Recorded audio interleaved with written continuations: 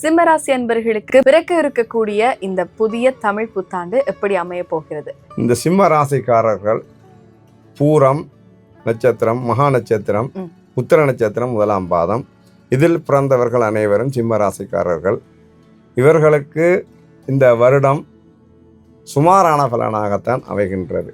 அதாவது கொஞ்சம் பாதகமான பலன் என்று சொல்லுவாங்க, கூடாத பலன். அதாவது அஷ்டமத்து சனியும் இருக்கிறபடியால் இந்த ராசினியர்களுக்கு அடிக்கடி நோய்கள் வரக்கூடிய பலன் இருக்கு.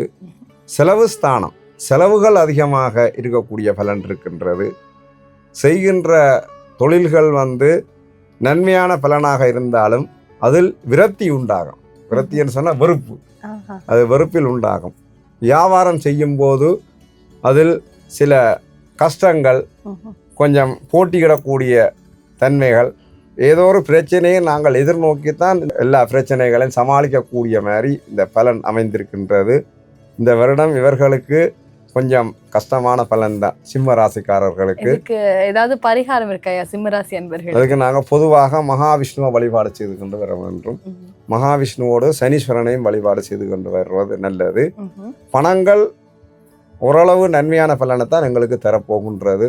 பணங்கள் வந்தாலும் ஏதோ ஒரு விதத்தில் நாங்கள் அதை செலவு செய்து கொண்டே தான் இருப்போம். சிம்ம ராசிக்காரர்கள் அவர்களுக்கும் இந்த வருடம் கொஞ்சம் மத்தியம பலன், அதாவது கொஞ்சம் நஷ்டமான பலன் என்று தான் சொல்ல வேண்டும். அவர்களும் இந்த வருடம் சமாளித்து சகிச்சு கொண்டு அடுத்த வருடம் இதை விட நல்ல பலன்களை நீங்கள் எதிர்பார்க்கலாம்.